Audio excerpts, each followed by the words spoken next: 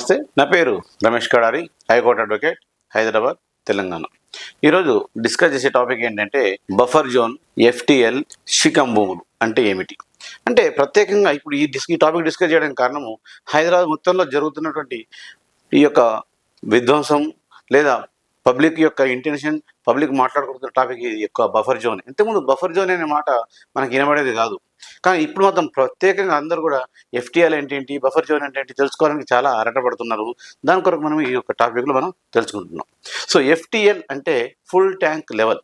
అంటే ఒక చెరువులో ఎప్పుడైతే ఒక చెరువు వర్షాకాలం వచ్చినప్పుడు మన యొక్క జూలై, ఆగస్ట్, సెప్టెంబర్ మాసాలలో చెరువు పూర్తిగా నిండిపోతుంది.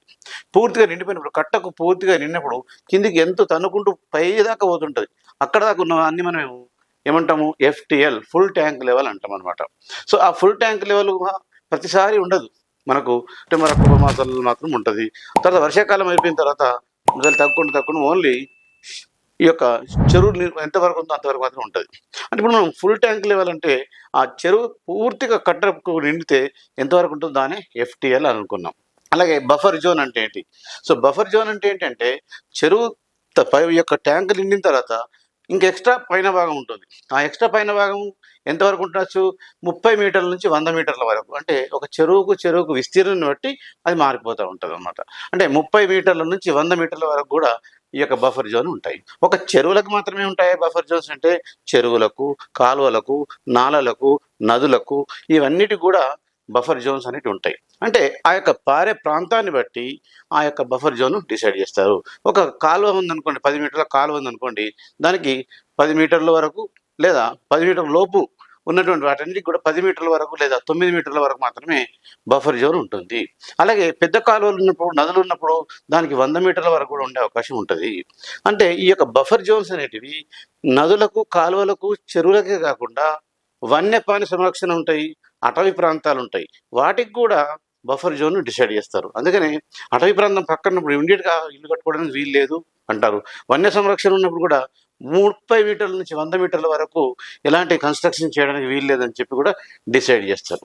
అలాగే ఇంకా ఈ బఫర్ జోన్ అనేది వీటితో పాటు మనం ఇండస్ట్రియల్ ఏరియాలు ఉంటాయి. ఇండస్ట్రియల్ ఏరియాలు అంటే ఎప్పుడైతే ఇండస్ట్రియల్ ఏరియాస్ ఉంటాయో ఆ ఏరియాలలో పొల్యూషన్ ఏర్పడుతూ ఉంటుంది.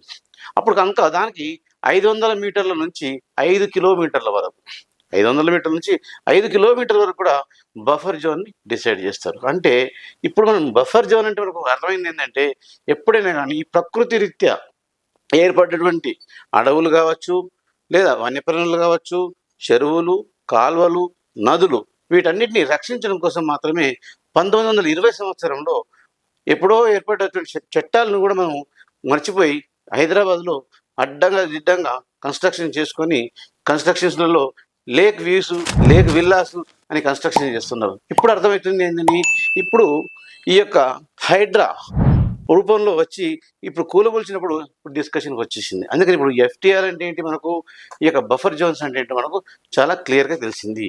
ఇప్పుడు ఈ ఎఫ్టీఆర్లు బఫర్ జోన్లలో ఉన్నట్టు దాంట్లో ఎలాంటి కన్స్ట్రక్షన్ చేయకూడదు. కానీ ఇక్కడ క్వశ్చన్ ఏంటంటే, నాకు పట్టా పాస్బుక్ ఉంది, ఈ యొక్క ఎఫ్టీఎల్ భూములనే పట్టా పాస్బుక్ ఉంది, లేదా నాకు బఫర్ జోన్లో పట్టా పాస్బుక్ ఉంది, మా తాత నుంచి నాకు వారసత్వం వచ్చింది, నా నుంచి నాకు కొడుకు వచ్చింది, మరి పట్టా పాస్బుక్ నాదే కదా, నా ఇష్టం వచ్చినట్టు ఉంటాను కదా అని అనుకుంటారు. ఎస్, మీరు అనుకున్నది కరెక్టే.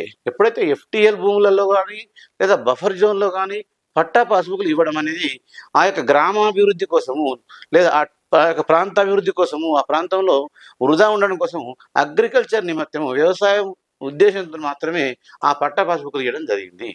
సో ఆ వ్యవసాయం కోసం మాత్రం వాడాలి, కానీ వ్యవసాయం వాడకుండా దాన్ని నేను ఇంకో రకంగా వాడతాను, కన్స్ట్రక్షన్స్ కోసం వాడతాను, డెవలప్మెంట్ కోసం వాడతాను, సో ఫామ్ హౌస్ల కోసం వాడతాను అలాంటి వాటికి వీల్లేదు. ప్రకృతి రీత్యా ఎలా ఉందో అలాంటి పొజిషన్లో ఉంచుకొని అందులో నుంచి పంట మాత్రం తీసుకోవచ్చు. పంట తీసుకునే హక్కు ఉంది. సో పంట తీసుకోవడానికి హక్కు ఉంది, అంతేగాని దాన్ని మా నిర్మాణాలలో దాంట్లో భర్తీ పోసి నింపేసి దాని యొక్క హైట్ పొజిషన్ చేసి దాన్ని చెరువుని డిస్టర్బ్ చేసే అధికారం ఎవరికి లేదు. కాబట్టి బఫర్ జోన్లలో కన్స్ట్రక్షన్ చేసుకునే వాళ్ళు, బఫర్ జోన్లలో ప్లాట్లు కొనేవాళ్ళు మాత్రం ఈ విషయం గుర్తుంచుకోవాలి. ఒకటే విషయం ఏంటంటే, దీంట్లో పెద్ద కన్ఫ్యూజన్ ఏం లేదు. అక్కడ చెరువు ఉందా, అయితే చెరువు ఉంటే దానికి 100 మీటర్ల దూరము లేదా 30 మీటర్ల దూరమైన మినిమం ఉందా, ఉంటే మీరు బఫర్ జోన్లో లేనట్టే. సో కాబట్టి బఫర్ జోన్ మీద దగ్గరకు వస్తుంది అని చాలామంది భయపెట్టి అడ్డదిడ్డంగా వసూలు చేస్తున్న విషయం కూడా ఈ మధ్య డిస్కషన్లోకి వస్తుంది. ఏమాత్రం భయపడకండి.